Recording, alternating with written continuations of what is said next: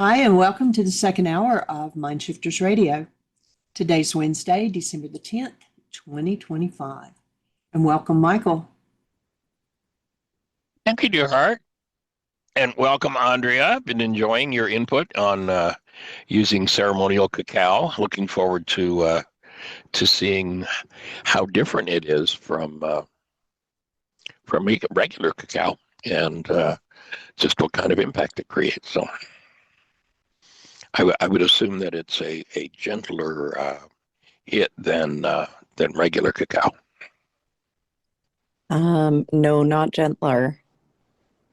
It's definitely more potent and has Oh, okay. more effects. I don't prefer the cacao that I tried at the intensive or anywhere else. Right. Yeah, it doesn't have the same effects at all. Yeah, that was just a regular organic cacao that we use. So going into the ceremonial arena with that, I'm looking forward to just seeing, what it's like and your idea of, maybe in the next intensive doing a cacao ceremony. I think that'd be pretty cool. Mm-hmm. So I'm Yeah, I'm looking at, excited. yeah, very cool. So how goes your process? Anything else exciting happening in your world? Um, yeah, well, I've been really regulated to the point where I was like, wait, am I not doing the work? Because I feel really good every day. What's going on here? I feel so right. Right? That's the idea. But then interestingly, so I've been able to really beautifully drop into the eternal moment. Like I'm just in this trust and surrender. There's still a bit of bracing. I'm noticing my breathing is still a bit holding at the diaphragm. So there's, my physiology is cueing me that there's still a bracing, holding some fear and body memory. Um, but like what unfolded at the intensive, you have an idea of the intensity of, stuff that is moving out of my structure. Right. But I've been having this interaction, and now that I'm able to really read my reality without being so dysregulated, just seeing everything as a mirror to the next thing that's moving through me, or clues about what is moving through me. And there was a statement made to me last night that triggered some really good things. And the statement was something about how perceptive I am, and maybe I could open an opportunity. This invitation was said to me to go into deep rest. And I thought, wow, like I thought I had really worked through hypervigilance. And this morning, grief started moving through, and it resonated up a new layer of, as I'm moving more secure again, what has been coming through is that even in my roles, leading ceremonies and working with clients, and even in my personal life, although I appreciate what hypervigilance has brought me, being very cerebral, I've loved the information. It lights me up. Psychology is exciting. But I can see how it's still this low-lying well, it might not even be a low-lying. It might be more than I'm actually thinking. This hypervigilance of, going deep all the time, even though that's what I love. But there's still the elements that I want to go deep, because if I know where people are, if I'm so attuned to them, even though I'm not engaging in as much self-abandonment as before, I am hyper attuning to people still from this false idea of safety. That if I know people internally and I have their emotional states dialed in and I can make sense of them, there's still this false need for safety. And so that really brought a new gentle layer of, okay, there's still, I don't really know where it leads. A fear comes up of like, well, then why would people be in service if they're not attuned and learning about people's emotional worlds, and going really deep. So it's interesting because this it feels like a refinement layer Nice. is coming up. So I'd love to hear anything that you have to share on that. Richard Bach, who wrote the book Illusions, also wrote a book called Adventures of a Reluctant Messiah.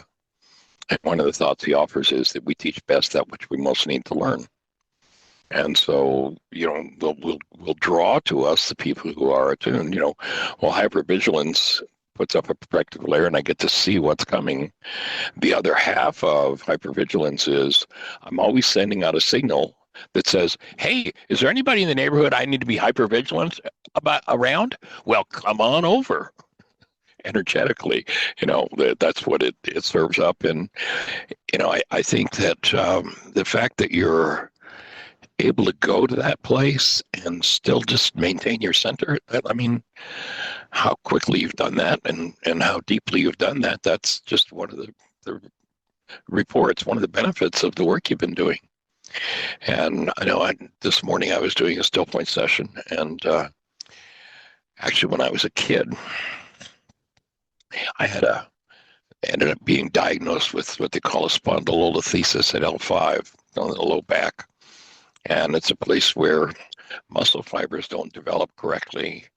And what happens is L4 falls off of L5. Literally, I would bend over the wrong way and somebody would have to come and straighten me back up again. I couldn't stand up. And so that was something I had back pain all my life, worked through layer upon layer upon layer upon layer.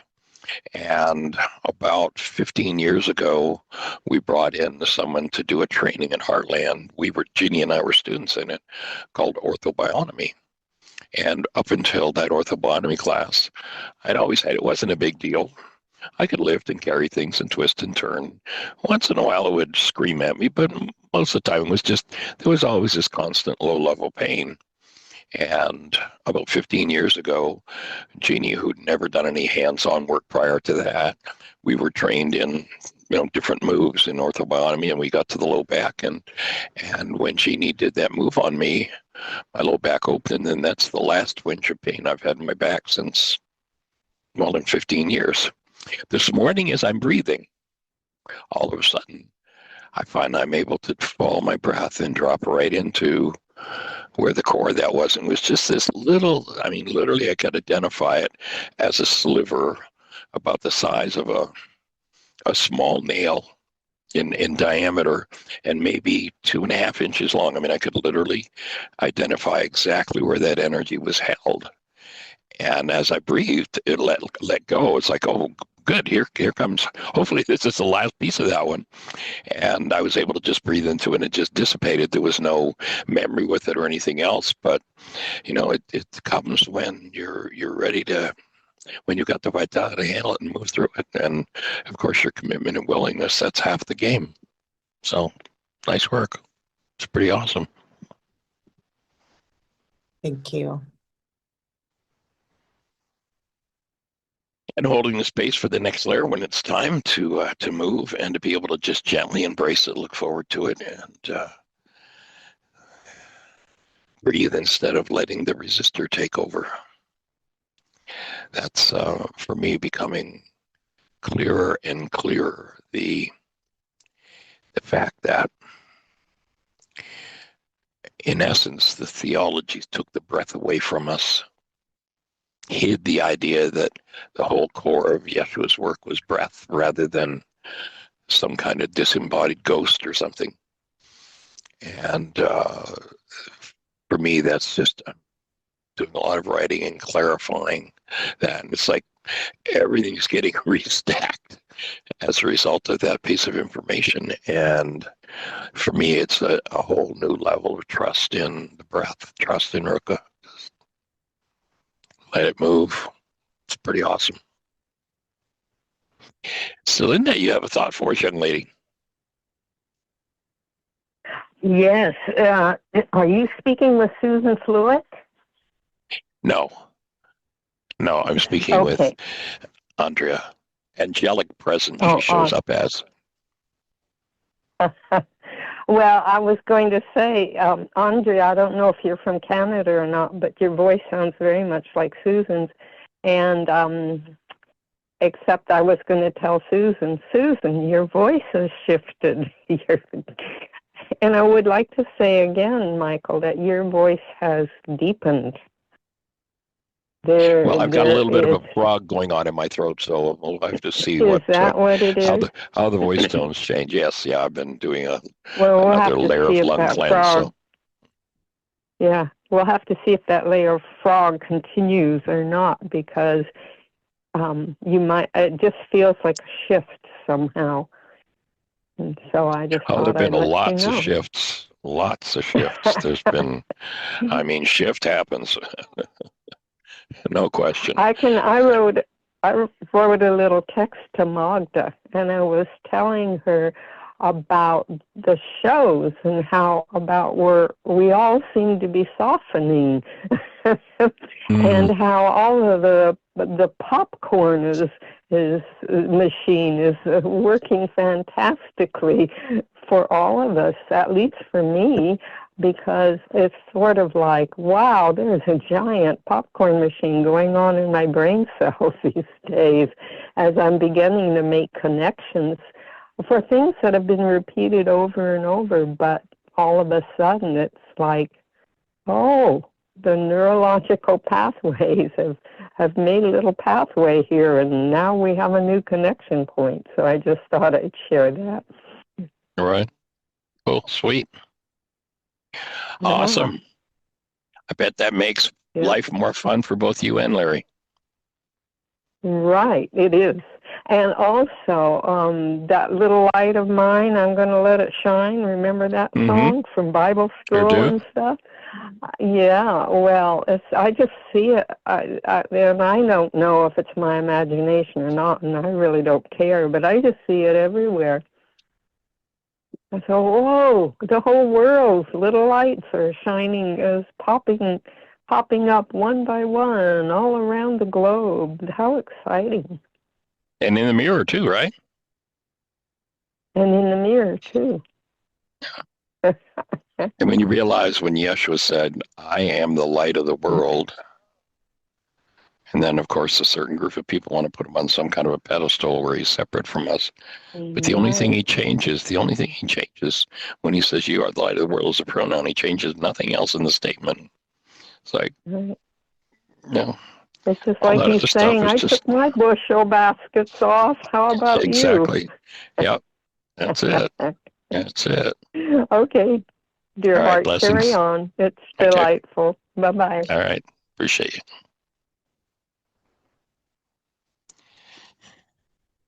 So before I step into another piece of information, does anyone else have a thought for us? Question? Go for it, sweetie. Susan's editing my book, and we're going through and we're working in the part where it talks about the primary and secondary purpose, and she had a good question. Some people don't care a whit about developing a viable, conscious, spiritual body connection with God. Do these people have no primary purpose? Oh, because the mind is brainwashed. You could talk to a lot of people and they'll say, well, of course, nothing like that even exists. So just because it's blocked doesn't mean it isn't there. My offering is every human being, you look, I know I've worked in the prisons. I remember way back, my partner, fellow I co-wrote Laws of Living with, Dan McDougald, and he worked in the prison system in Atlanta. And there was a guy in the Atlanta prisons that was in, and I don't remember what the numbers are, but it was some ridiculous number of murders. And he was in there for life. Somehow he wasn't executed, but he was in there for life. 30 or 40 or 50 murders. This guy just liked killing people. If you'd have asked him about a global conscious spiritual body, I suspect, I never met him, but I suspect he'd laugh in your face and maybe pull out his shiv. But he attended a couple of Dan's classes, and he got what Dan was doing. And somebody in the prison put a contract out on Dan. And this guy who'd killed, and he, aside from the murders he'd done outside of prison, there were 2 or 3, like he was already in there for life, so what's it matter? He'd already killed 2 or 3 people in prison as well. But he became Dan's protector. At that point, I suspect if you'd have asked him about a viable conscious spiritual body, he'd have had at least an interest in the conversation. So because it's blocked doesn't mean it isn't there. I think my offering is it's there for everybody. And no matter how deep the depths of depravity and insanity and rage and hatred and vengeance and grief and pain there is, when somebody floats up to the surface through the flotsam and jepsen, they go, oh, there's something else to this game. And of course, those who haven't floated up to that level say, of course, that's ridiculous. But my take is that's just because it's blocked. I think the primary purpose for every human being is identical. And then the secondary, of course, is the unique purpose that we each have in the way we're going to go about achieving that primary purpose. Purpose, this is Susan B. Purpose, though, sounds like a choice. So when you say a person's primary purpose is connection with the divine, that wasn't that guy's purpose. It was just the way it was. He was connected. He didn't feel connected. He wasn't conscious of it. But the reason he was living and breathing is because God was doing it. So anyway, I'm starting to nitpick again, Michael. It isn't his purpose. I'm not a nitpicker nor a nitpicker, son, but I'll pick nits till the nitpicker comes. I'll join you in that. What the heck? Let's go for it. So his basic state is connected with the divine, whether he is conscious of it or not. I would agree with that. Okay. The basic state of every one of us. Yeah. We wouldn't have a breath if it weren't, because it's our breath that is literally that connection. Now, a lot of people spend a lot of time denying that connection, shutting it down, holding the breath. Right. So in Jeannie's book, she explains what all of our primary purposes are and all of our secondary purposes. And I love what she's done in that book is putting out what the secondary purpose can be, that it's part of your joy as well as your talents, and ends up, we hope, as your vocation. And if it doesn't, then you might be out of kilter and you might not ever get to your primary purpose, consciousness of your primary purpose, because your secondary purpose is not on target.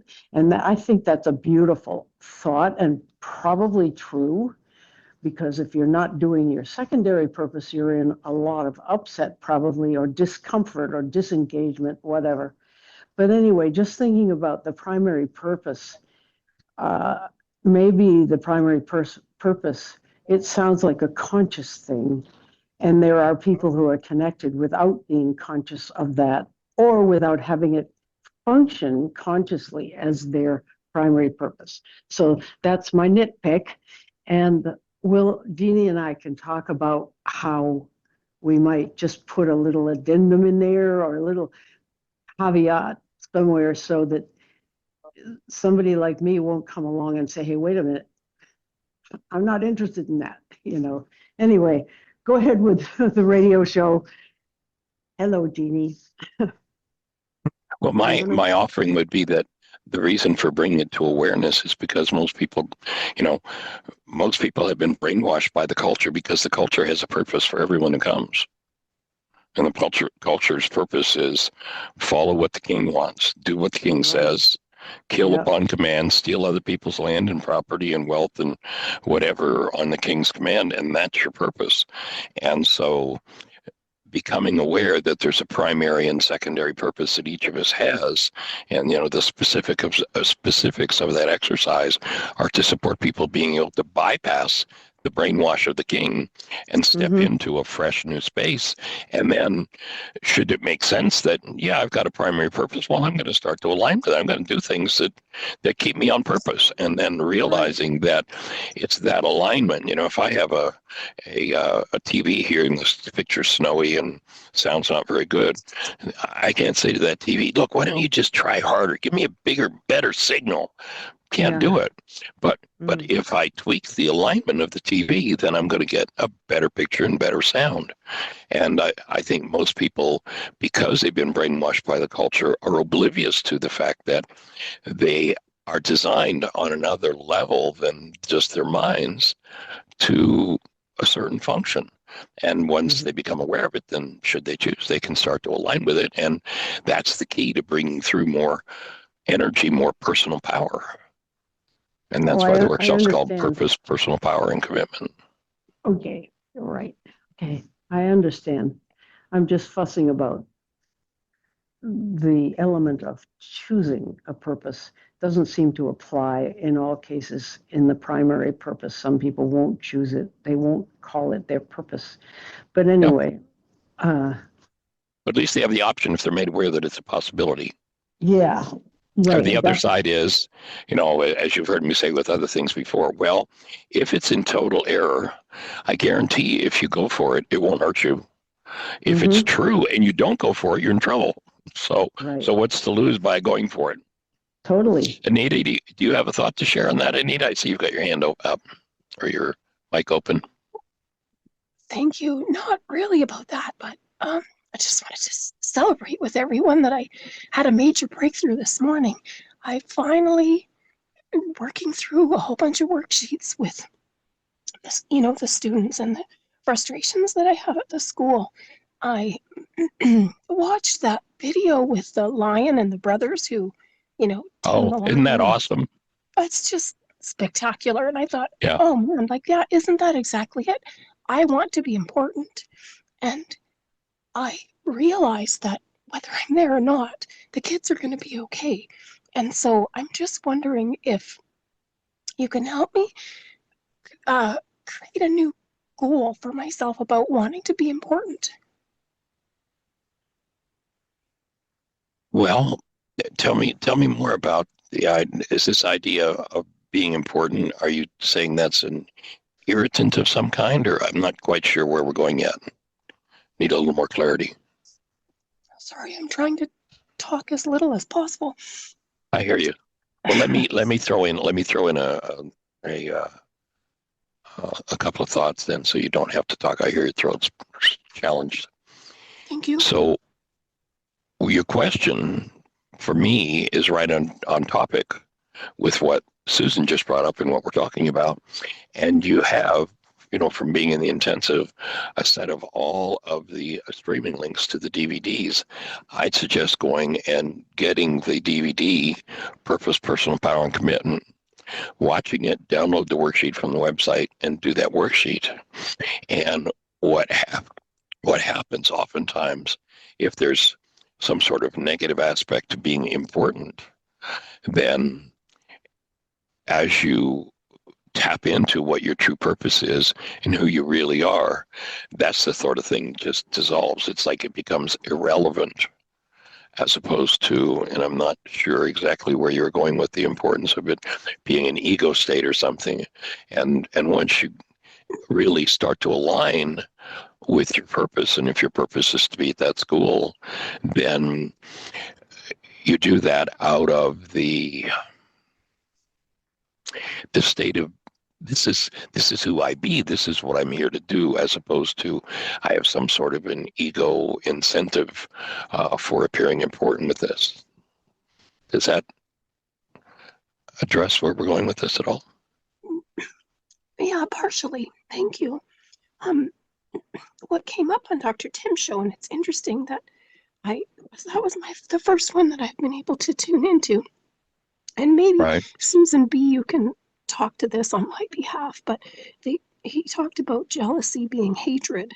And so hatred, we talked about that at the end of the call. And that was just so transformative for me. I can't wait to go back and listen to that call again, because it's definitely Another not form of something. fear. Yeah, and I had no idea that was also a potentially a root cause for me of this struggle that I've had.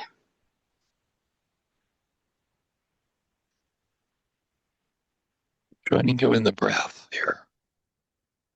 Bring your breath to that deeper place within you. Let your throat soften, let your voice box just rest. And just allow yourself to take a couple of deep breaths into that deeper space.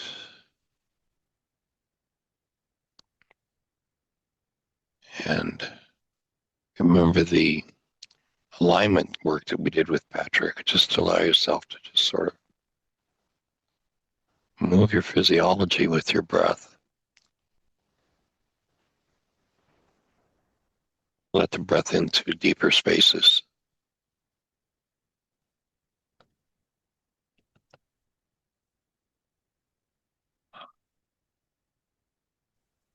Thank you. Holding the space.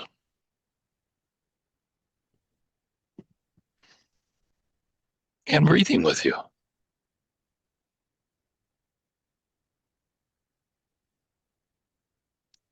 Anyone else have a thought to share? Question? Anything we can help you clarify? Push that mute button. So Linda, come on back. Yes, sir. Let me close the door so that Larry has privacy, and so do I. The thought of hate, and I believe you brought it up, Michael, as hate as being separation Yes. rather than rage or rejection. That would cover all the bases, wouldn't it? Because anything that brings up fear or hostility would be a hate at the very bottom, of something that would separate me from myself, from me from you. So I offer that. It changes the tone of it very, very much. It's like primal. Anything that separates us, resistance, jealousy, rage, fear, anything. The specific place where I offered that thought is in the passage where the scriptures talk about the sins of the fathers will be passed, yea, unto 3 and 4 generations. This is a creator speaking to us, yea, of those who hate me. And what I point out is in that particular passage, that word hate, as opposed to a quote unquote love-hate relationships that the world talks about, it's the creator saying, in essence, if you're separated, if you're disconnected from me, i.e., if you're not breathing, then you don't have the benefit of my intelligence and my input. And that means that you're stuck with whatever your only advisor, the only place an inclination is going to come from is from your generations, the sins of the fathers. And so reestablish that breath, reestablish that connection, and the true source of intelligence and physiology shows up and begins a dissolution of absolutely everything. And it's strange how every time I get into some fear or rage, hostility situation, I'm hating because I'm holding my breath. Yeah. So I just offer that as a possibility. Right. Yeah. And another way from the Greek perspective in the Greek scriptures of describing what you just acknowledged you've been doing or you have done and we've all done is that that act is called denying the Holy Spirit in Greek. Not that there's any kind of Right. disembodied spirit being involved. That's they stole the breath from us and turned it into this ghost coming from this guy that's supposed to be holy or something, whatever it is. But it's really the denial of ruka, the denial of the breath, the holding of the breath. And when we do that, we lock ourselves into a place without intelligence. And that's why one gets stuck in unforgiveness. And so the reconnection with just the simple reconnection with the breath is just takes you, you know, 2/3 of the way there. And then, of course, the willingness and the energetic alignment does the rest of the work. And who was the young lady that you were just talking to just now? That had That was Anita. Anita. Anita is one of the young ladies that came to the intensive here from Canada with Susan. Wonderful. Wonderful. I'm so glad. She's working with kids, They bring, young children. all of them bring, right. Everyone is bringing me so much joy. No, let me rephrase that with regulatory speech. I am so joyful with everyone who is coming into the programs. They delight me, and I'm so appreciative and so grateful for their offerings. It helps me grow. So I wanted to share, I'm glad you brought up illusions this morning. It reminds me because Dr. Tim was just talking about Krishnamurti and how he stepped down from being groomed for the messiahship. And Right. In the early 1900s. And that very first section, which is classically my favorite, about the Messiah who says, I quit, where he writes it like in a mechanic's notebook in the very first. It's very profound. Great but book. I wanted to share, I love that book. I would like to share my what flashed into my mind when Anita was talking about deep rest. That was sweet, but the primary purpose. And I'm beginning to see all works, words, attempts to explain and organize truth.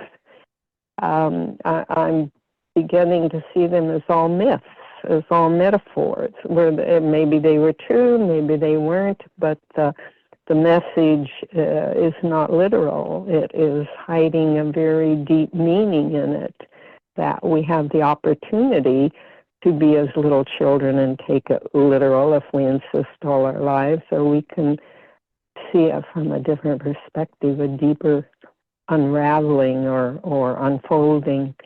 And the one of the little Neil Donald Walsh or whoever wrote the Letters to God, he has the little soul and the sun, and then he has another one. I just bought it for myself. By the way, that book is going to Janie right now to wrap as a Christmas present for Andria, the little soul in the sun. And it's such a sweet metaphor. And when Susan B. was talking about choice, do we have a choice with our primary purpose? I thought of that little book immediately, and of also The Walk in the Physical by Christian Sundberg. They're really helpful in realizing that soul as part of capital S soul, when it's with soul as one and is soul as one, it knows all this stuff. But when it comes down to earth, it forgets. So maybe the choice is made before soul comes down to earth, maybe. A choice is always consciousness, I would think. I'm guessing. Maybe I better not think. That's a possibility. So maybe you can riff off on that for me with your perspective.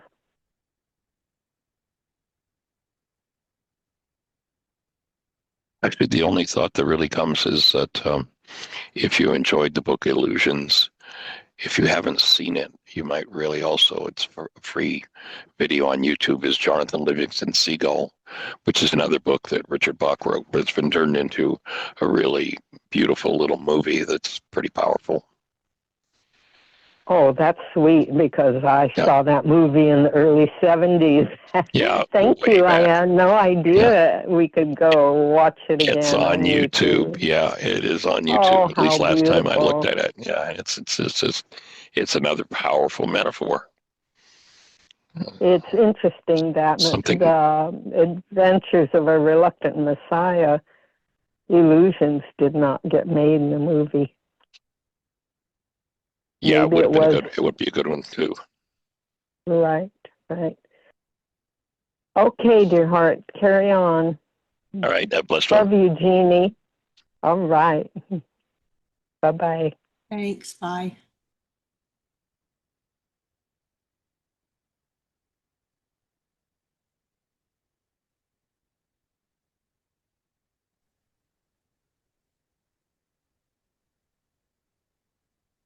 Before you, No breathing.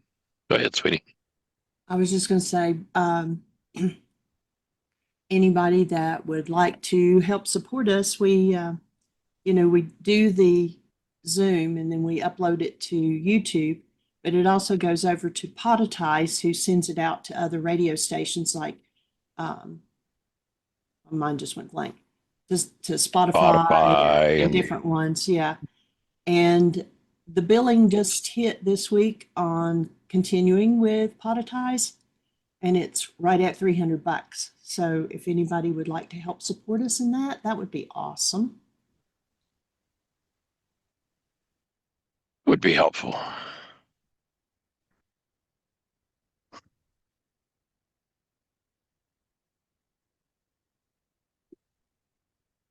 And sending breath your way.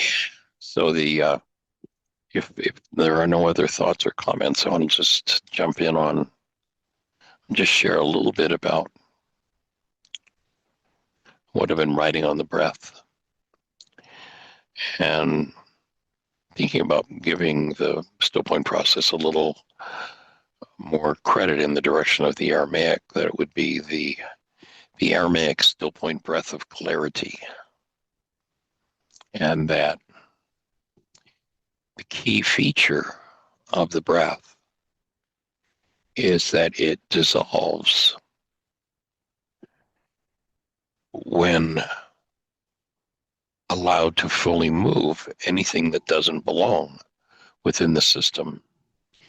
And it's what the church has turned into, some kind of mystical Holy Spirit that, is going to, if you follow somebody's rules, is going to take care of things for you. So this misunderstanding in Western theology that sits right in the very core of Yeshua's healing work, his transformation, the revelations that he offers, is that the Aramaic understanding of the breath is not a mechanical exchange of gases. Yes, if there's no oxygen, people die, but that's not the reason. It's not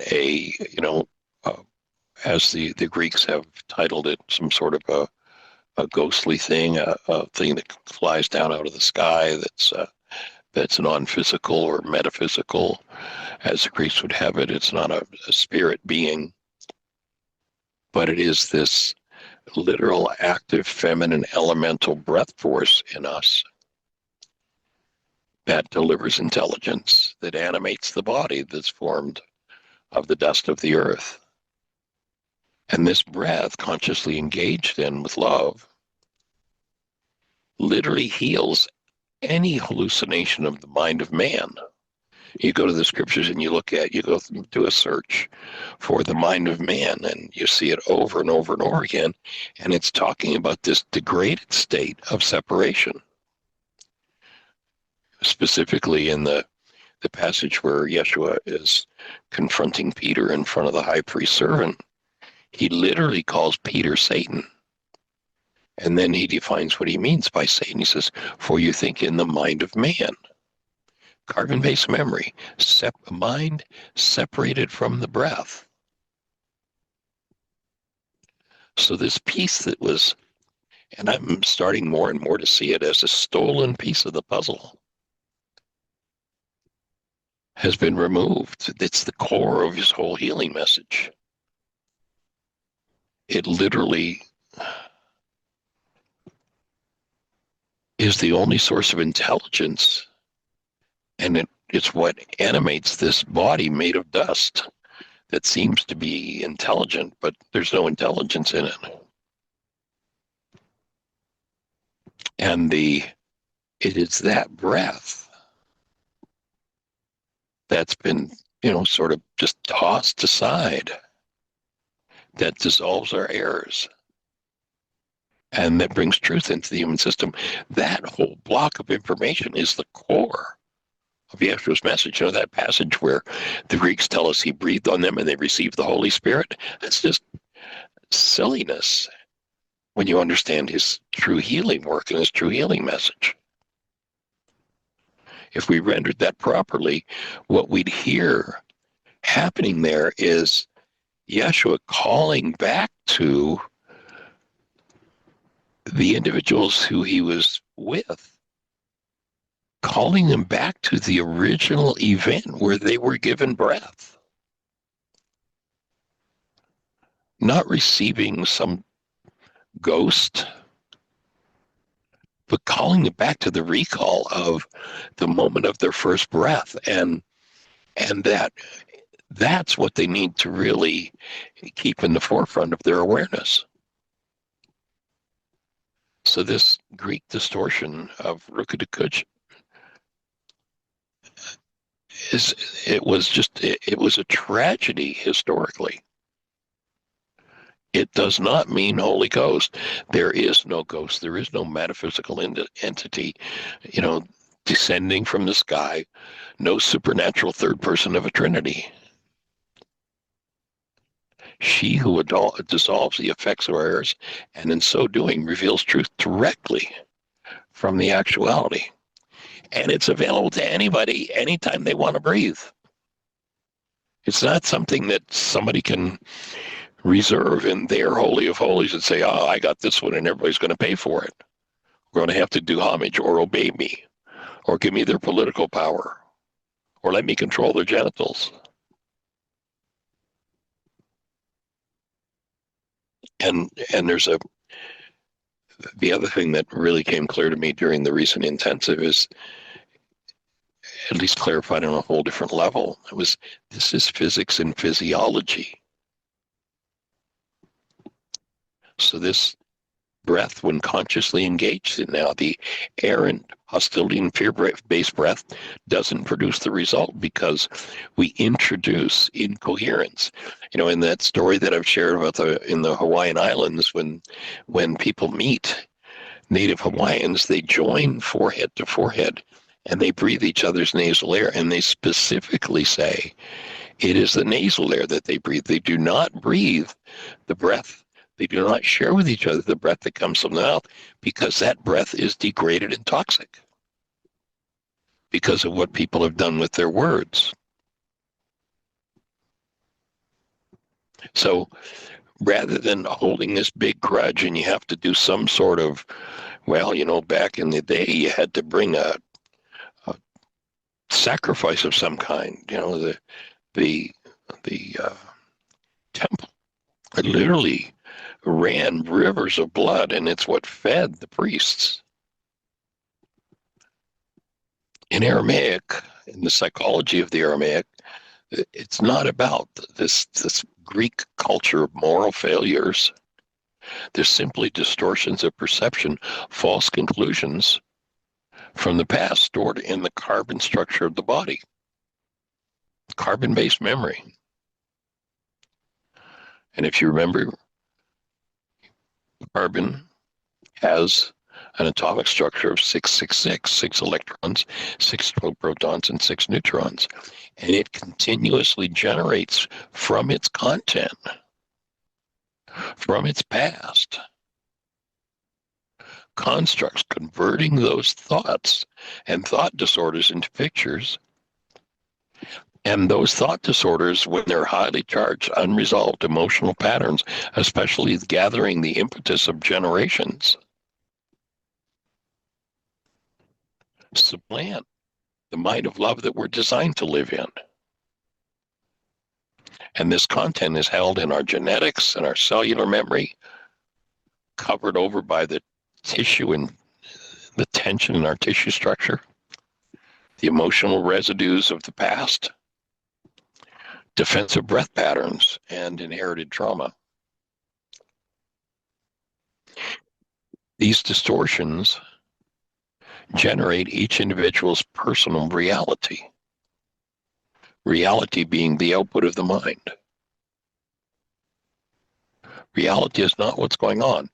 If you put 6 people in a courtroom to testify about the accident they saw, I guarantee you, you will not get 6 accounts that are the same, because no 2 of those people attended the same reality. They all attended the same actuality, but each one, out of their own carbon-based memory, the human mind in them, the mind of the body or carbon-based memory, produced a reality.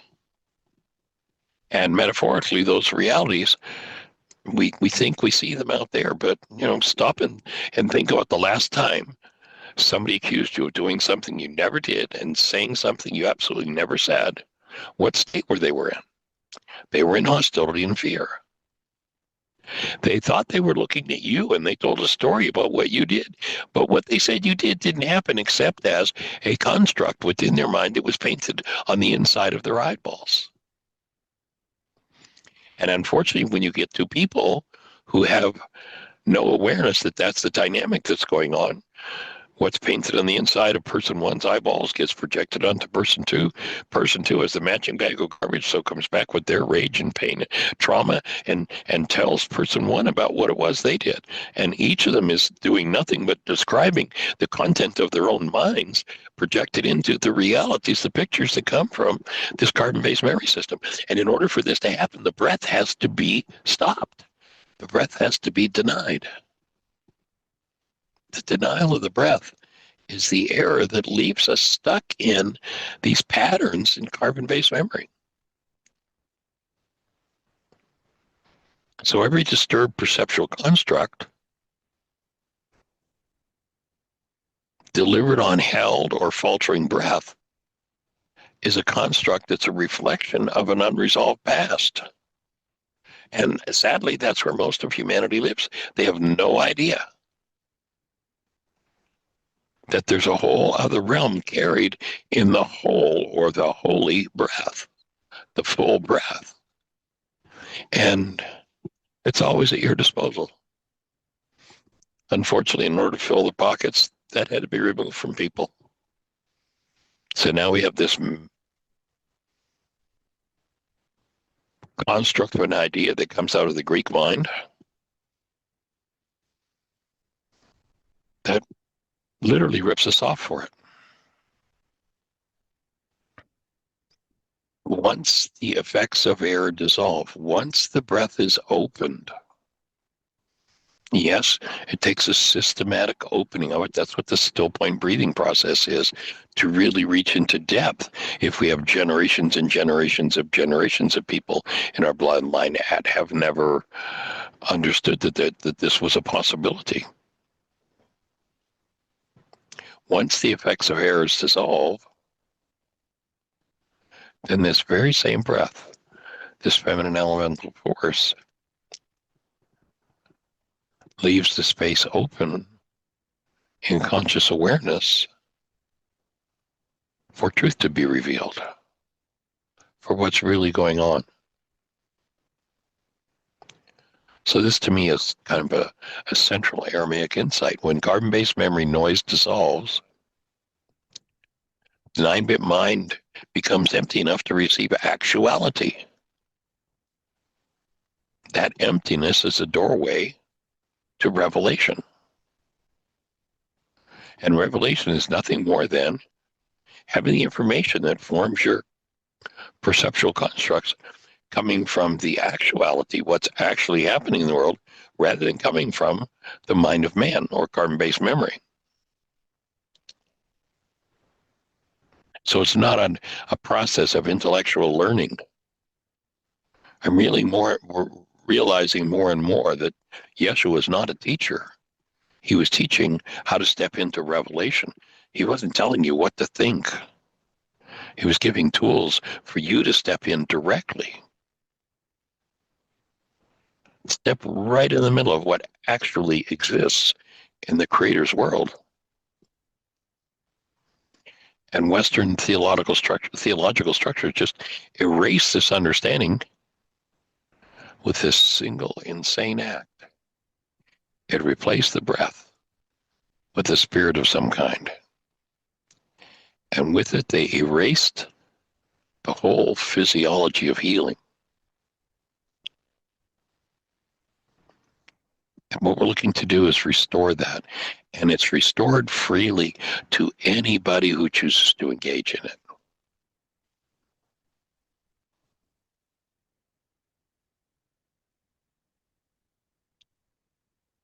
You'll notice that every worksheet in the forgiveness worksheet process has a reminder all over the page to breathe. It's not rhetorical, it's functional. The breath, especially the still point breath, does something that no belief system can do. It dissolves the mind's lies. It frees us. And you'll notice everybody who's stuck in lie, everybody who's stuck in upset, everybody who's stuck in disturbance, they're holding their breath. They're not allowing the breath to move.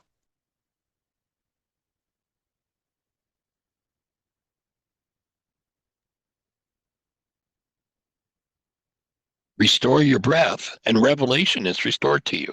That's all. So when perception is freed from carbon-based memory, that screen becomes available for the actuality. So the model in Aramaic is carbon-based memory content fills the 9-bit mind, creates perception, that becomes my reality, and most people think their reality is what's actually happening in the world. Please go back and check. The last time somebody accused you, they were sure they could detail everything that you did, right? And that was a projection of their own minds. The still point breath is designed to dissolve the distortions that carbon-based memory introduces into our perception. When that collapses, which of course is the function of forgiveness as well, then the perceptual screen becomes empty and receptive, where actuality can write directly into awareness. Bingo. Now you've got revelation.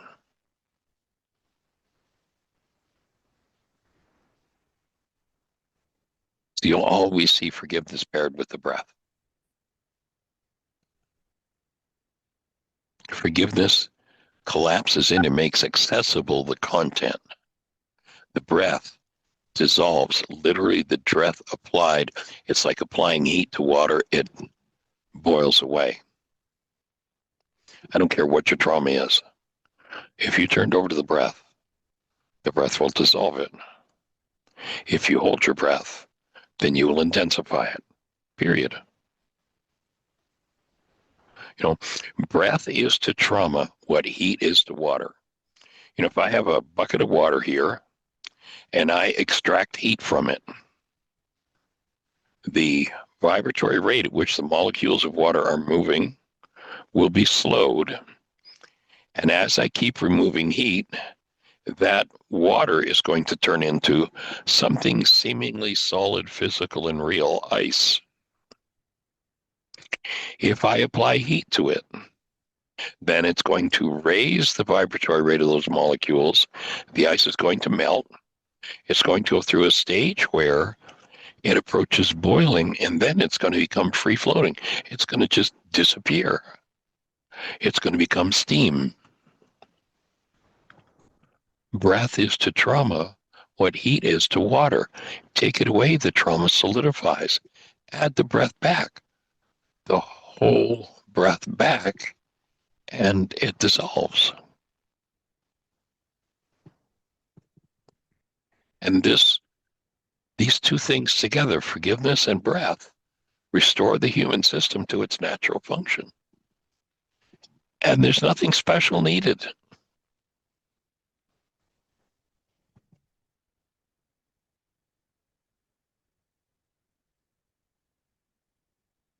Now, of course, we've got a tool called a mind shifter. And the idea of the mind shifter is to come up with an energy pattern that resonates something that's been hidden, some sort of generational trauma, hidden conclusions, self-sabotaging patterns, and utilize that mind shifter as a catalyst to resonate or surface into awareness what's been hidden. Once it's surfaced, then the breath can dissolve whatever that is. So the mind shifter is designed to resonate the lie so that the breath has access to it.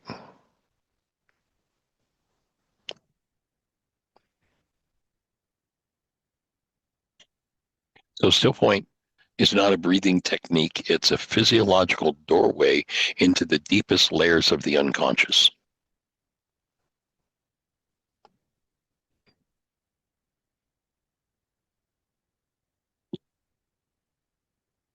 And when fueled with active present love, it reaches into emotional residues, cellular memory, family patterns, genetic inherited structures, and dissolves them. They just begin to melt, unravel, dissolve.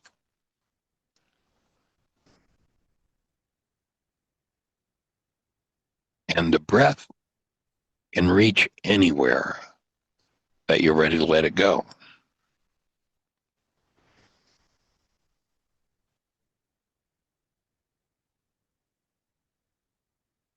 Now, the still point aspect of the process is that there comes a point, oftentimes in the still point session, where breath spontaneously stops, not because it's being held, not from fear, but it steps into a release phase. And it's unlike anything ever seen by the ordinary mind, the ordinary world.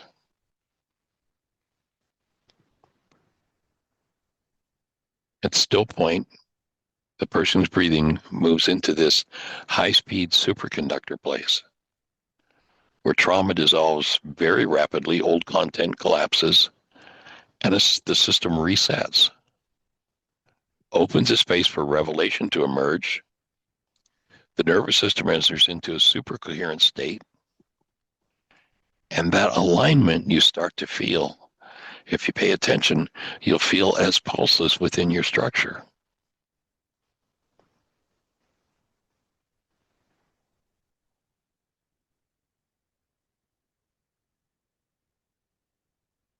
Remember, in Aramaic, Satan is not a dude with a red suit, a tail, and a pitchfork. Satan in Aramaic means the resistor, one who misleads. How does a mislead happen? Holding the breath, thereby blocking intelligence. You watch somebody who's in that kind of upset, and they're blocking the intelligence of the breath moving them. So Satan's not a demon, it's not a being, it's a state. It's generated by holding the breath, withholding the life force, refusing correction, defending error, staying stuck in blockage of truth. How does one stay stuck in blockage of truth? They tell themselves a lie, and they call that lie truth. And the 9-bit mind's only got 9 slots. Once it's filled, then if one calls a lie that's in their mind truth, then all truth just bounces off of them. And even the subtle holding of the breath reflects that resistance and prevents truth from having a place to land. This is the internal Satan, the obstruction of intelligence, and the breath dissolves that. That's our objective. And that's what we're here to support.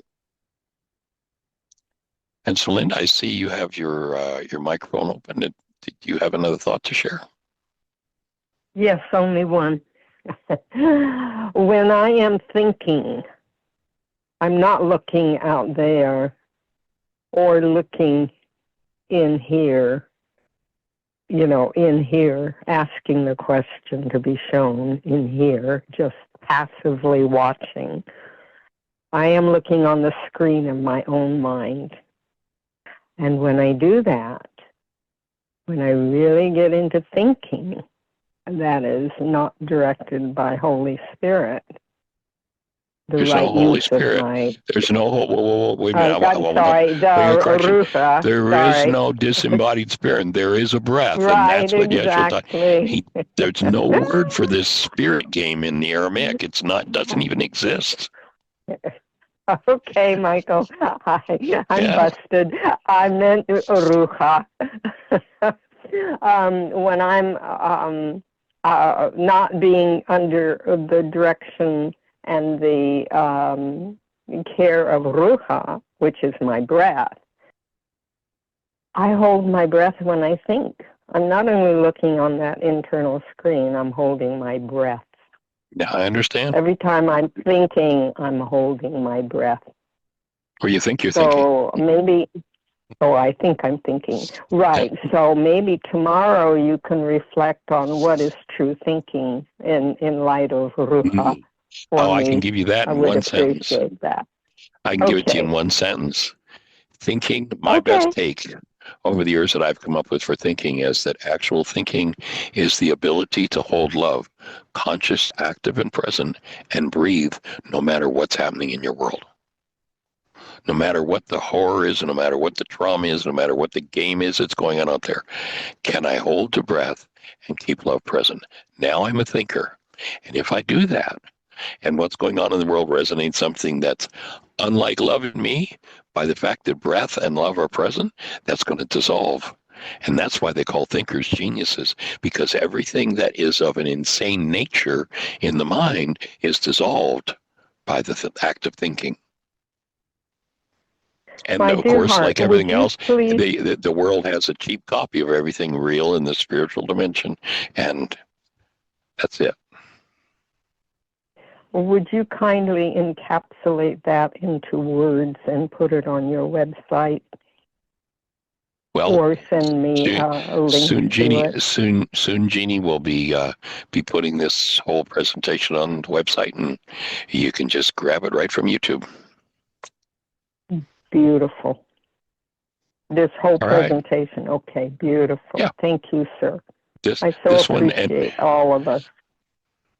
This one and about probably now 40% of the show since 2011, and growing and putting more up every day. So until we get the whole history of the radio show on YouTube, that's what we're working on. Sweet. All right. Blessings.